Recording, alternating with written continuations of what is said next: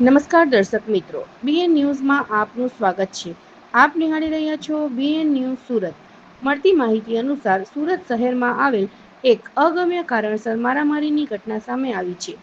પ્રાપ્ત માહિતી અનુસાર સુરત શહેરમાં આવેલ મહિદરપુરા ઘર નંબર 401 ઠાકર નિવાસ નાગર શેરી હીરા બજારમાં રહેતા હર્ષદભાઈ છોટુભાઈ પટેલ અને એમના પુત્ર પ્રતિક, જે દલાલી કામ કરી પોતાના પરિવારનું ગુજરાન ચલાવે છે, ગત તારીખ 2/8/25 રોજ રાતના 8 વાગ્યાના આસપાસ હર્ષદભાઈ અને એમના પુત્ર પ્રતિકભાઈ એમની ઓફિસમાં હાજર હતા. એ દરમિયાન 4 ઈસમો એમની ઓફિસમાં રૂમ ભાડેથી લેવા માટે આવ્યા હતા. અજાણ્યા ઈસમોએ જણાવ્યું હતું કે અમારા કોન્ટેક્ટમાં કોઈ રૂમ ખાલી નથી, તો અમને બતાવો. અજાણ્યા ઈસમો સાથે વાતચીત કરી રૂમ આપવાની હા પાડી. ત્યારબાદ રૂગનાથપુર સ્વામિનારાયણની ચાલમાં આવેલ એક બિલ્ડિંગમાં ખાલી પડેલ રૂમ બતાવ્યો હતો. એ દરમિયાન બાજુના રૂમમાં રહેતા ફાલ્ગુનીબેન આવી પ્રતિકભાઈને પૂછવા લાગેલ કે આ અજાણ્યા ઈસમો કોણ છે અને અહીંયા શું કરો છો? હર્ષદભાઈએ એમને જવાબ આપતા જણાવ્યું કે આ લોકો બંગાળી છે, એમને રૂમ બતાવવા આવ્યો છું. એમ કહી અજાણ્યા ઈસમોને ખાલી રૂમ બતાવી ત્યાંથી એમની ઓફિસ પર પરત અને પ્રતિકભાઈ આવી ગયા હતા.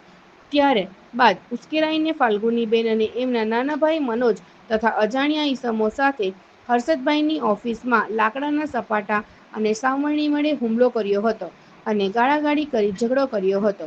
ઝઘડો વધી જતા હર્ષદભાઈ અને એમના પુત્ર પ્રતિકભાઈ ઓફિસમાંથી બહાર નીકળી ગયા.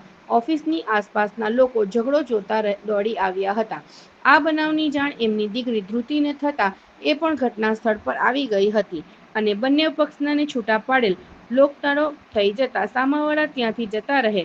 આ ઝઘડામાં હર્ષદભાઈને ડાબા ખભાના ભાગે મુક્કો વાગ્યો હતો. પ્રતિકભાઈને જમણા ખભાના ભાગે, શરીરના ભાગે દીગાપાતુનો માર અને એમના માથાના ભાગે પણ ઈજાના આધારે લોહી નીકળે છે. ધ્રુતિબેન પણ ડાબા હાથની છેલ્લી 2 આંગળી પર ઈજા પહોંચી હતી.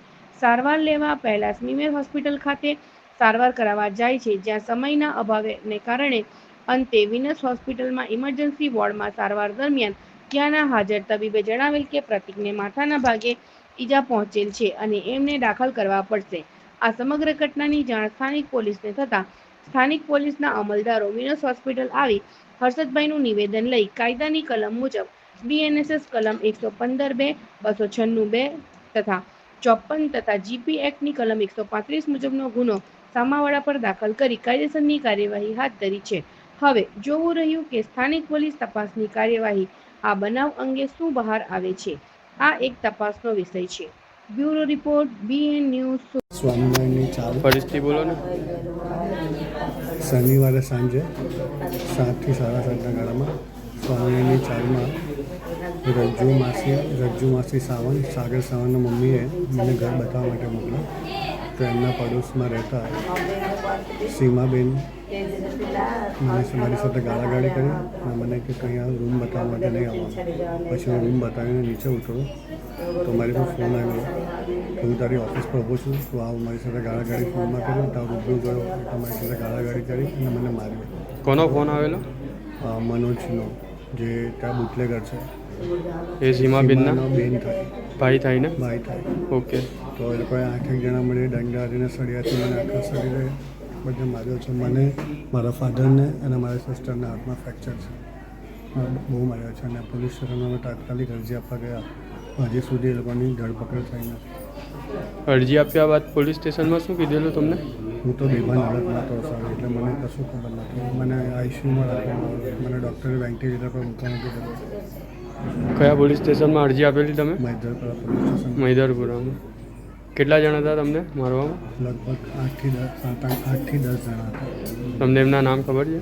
હા, 2-3 જણા નામ ખબર છે. શું નામ છે? એક તો મનોજ, સીમા અને બીજા મિતુલ, પછી બીજાના ભાઈ હતો અને બીજાના દોસ્તાર હતા. કઈ તારીખે થયેલું? આ શનિવારે સાંજે 7 થી 7:30 ગાળામાં 2 તારીખ 2/8/2025.